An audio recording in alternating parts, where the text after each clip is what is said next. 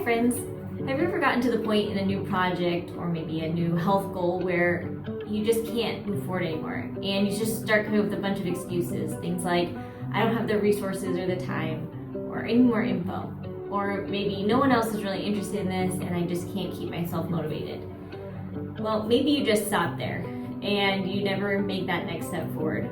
Or maybe there's something that pushes you forward, something external like a deadline or a friend who steps in and says, okay, come on, we're gonna do this, let's just get it done. Or maybe it's just out of sheer necessity that you move forward and you just get the step done.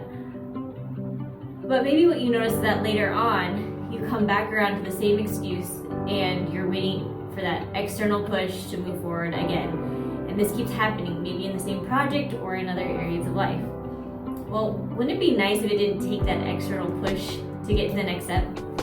What if you could actually understand what your excuses meant and then use that to help you take the next step? What do I mean by that? Well, let's look at each excuse and break it down. So first of all, I don't have the resources or the time that I need. Well, if we only look at what we don't have, we would really never get anything done, right? That's just sort of a logical conclusion that we could come to.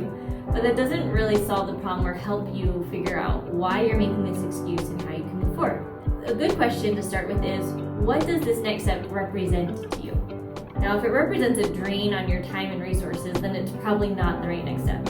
So not only do you feel like you need more time and resources to take this next step, but once you do, it's just going to deplete your time and resources. Then it's probably best to stop and ask yourself if you really need to take this next step. But if this next step could actually multiply your time and resources, right? Maybe it's a new skill or it's going to give you more energy, then you need to look at why are you focusing in on the lack of what you don't have? Is it because this next step represents uncertainty? Maybe that you can't get the results that you're used to seeing in other areas of your life. So putting time and resources towards this next step, even though you know that in the long run it will give you more time, more energy, etc. In the short term, you're not sure that you can get there. You're not sure about the outcomes. So maybe it's just taking you out of your comfort zone. If that's the case, then it's good to talk yourself through that. To recognize that with all things, we have to start small, we have to grow, we have to get to the place where we feel comfortable doing something and we can start seeing the results. We don't typically see results right away. It just takes time and it takes learning and growth and maybe making some mistakes and coming back and trying something new again. The other thing to tell yourself is that you do have the time and resources. It's just that you're spending them on other things. And you're probably spending them on things that you feel really comfortable doing, things that you're confident that you can get the results that you're looking for. So you need to sit back and assess what those things are and how they're helping you, right? Maybe they're just giving you the satisfaction of getting something done, right? You get to check the box and say, I've got this thing done.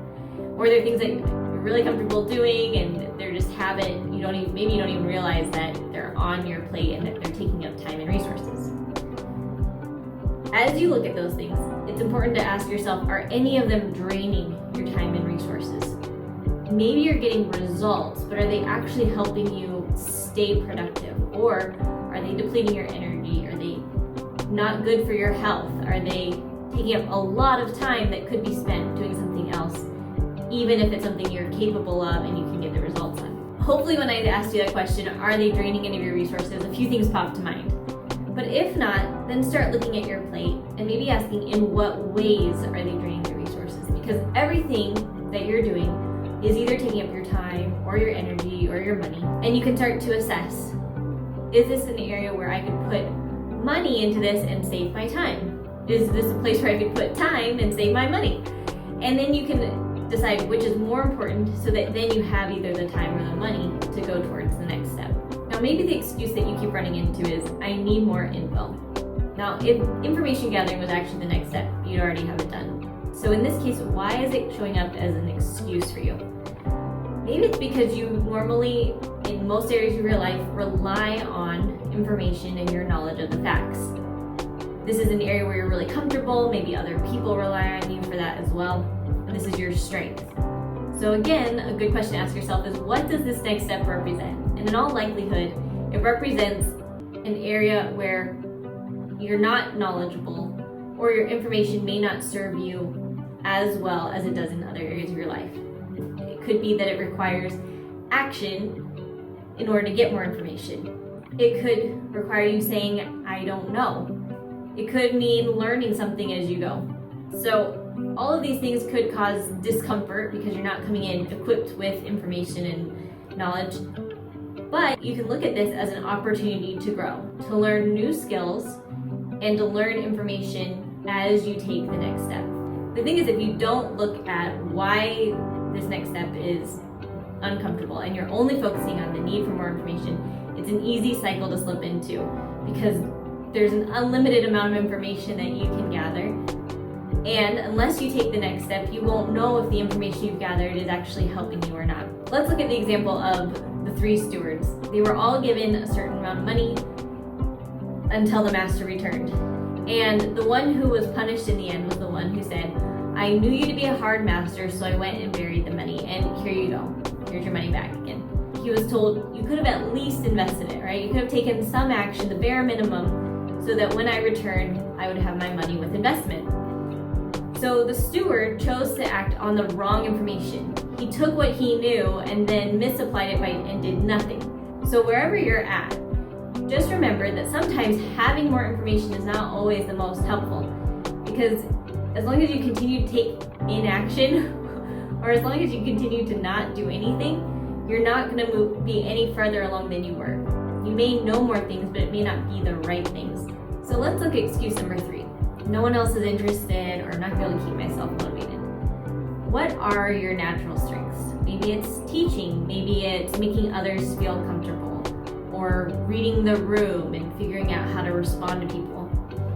So perhaps this next step represents not relying on your natural gift of engagement. The important thing to look at is, what will the next step bring you? You're likely taking this next step in order to help people in the long run, in order to get to the long-term goal of helping others, of engaging with them, of interacting with them. You have to take this first step. Maybe it's a research step, maybe it's making YouTube videos to 0 subscribers. But that doesn't mean that it's the wrong step to take. You just have to keep your end goal in mind and realize that this is an area of discomfort and it's an area that you need to grow in. And this is true with all 3 excuses that we've looked at.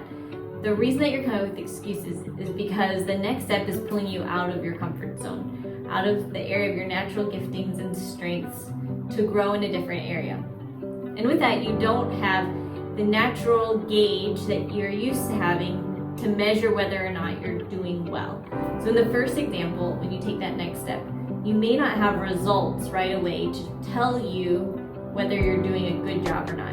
With that next one, you don't have the confidence of knowing and of having information to gauge whether you're doing the right thing. And with the last one, you don't have that feedback, that interaction, engagement from others to know that you're doing well and that you're actually being helpful. So there are a couple things that can help you get past that discomfort. One might be to come up with a new gauge, a new way of measuring how well you're doing. Maybe it's breaking down the results so that they're even smaller and more measurable. Maybe it's giving yourself a point where if I haven't reached results by this time, I need to reassess and try something new. Or maybe it's bringing in an outside person to help you assess how well you're doing and to say, yes, that's a reasonable amount of time to expect this. This takes a lot longer to see the results than what you're used to, but that doesn't mean that you're not doing the right thing.